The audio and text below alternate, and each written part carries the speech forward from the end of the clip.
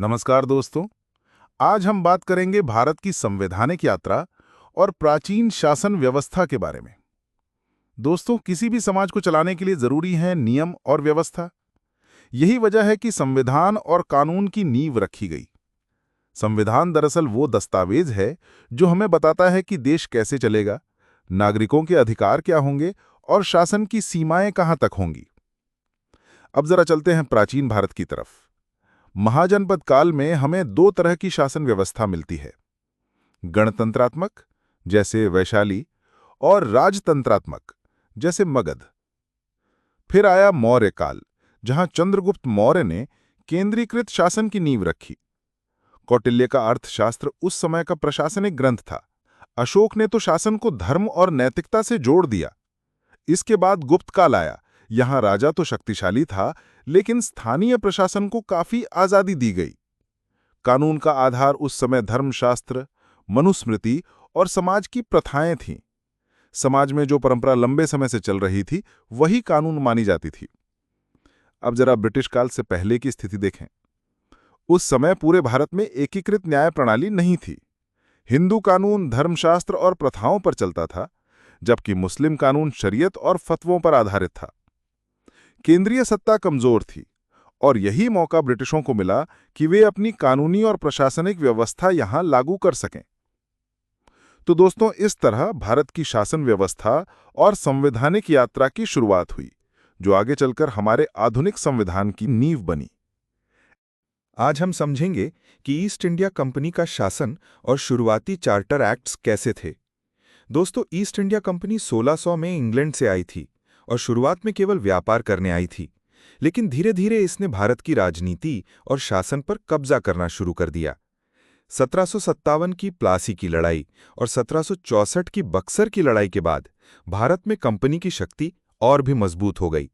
अब कंपनी से व्यापारी नहीं रही, बल्कि शासक बन गई थी। लेकिन एक बड़ी समस्या सामने आई। इतनी बड़ी सत्ता का कोई स्पष्ट नियंत्रण नहीं था। इसीलिए ब्रिटिश सरकार ने कुछ कानून बनाए, जिन्हें हम रेगुलेटिंग एक्ट और चार्टर एक्ट्स कहते हैं।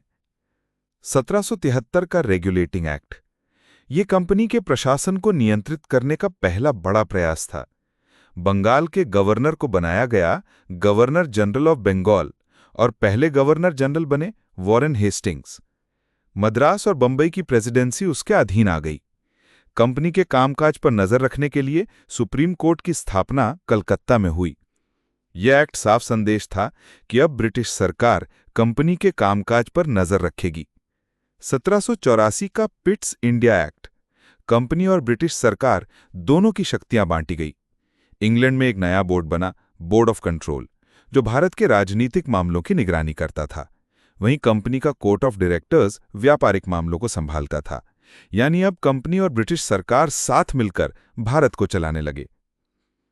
Charter acts. अब दोस्तों, समय समय पर ब्रिटिश संसद ने चार्टर एक्ट्स पास किए, जिनसे कंपनी का व्यापार और शासन बदला। 1793 का चार्टर एक्ट, कंपनी के अधिकार अगले 20 साल के लिए बढ़ाए गए। 1813 का चार्टर एक्ट, कंपनी का व्यापारिक एकाधिकार खत्म हुआ। अब कोई भी अंग्रेज व्यापारी भारत में व्यापार कर सकता था।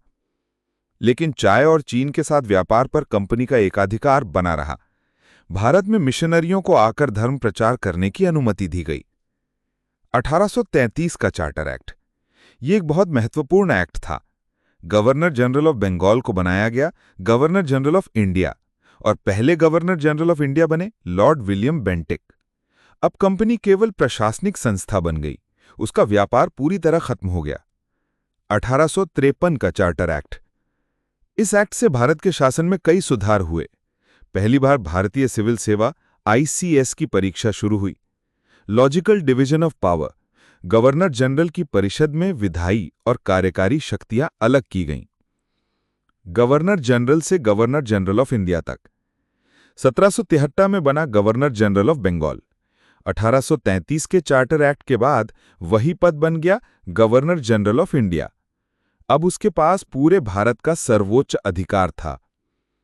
तो दोस्तों, देखा आपने कैसे व्यापार करने आई ईस्ट इंडिया कंपनी धीरे धीरे भारत की शासक बन गई और फिर ब्रिटिश संसद ने अलग अलग एक्ट्स के जरिए उसके शासन को नियंत्रित करना शुरू किया। आगे चलकर यही एक्ट्स हमारे आधुनिक प्रशासन और संविधान की नींव बने।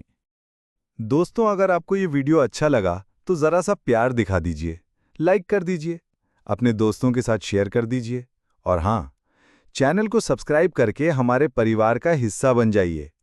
बेल आइकन दबाना मत भूलना ताकि अगली कहानी, अगली जानकारी सबसे पहले आप तक पहुंचे।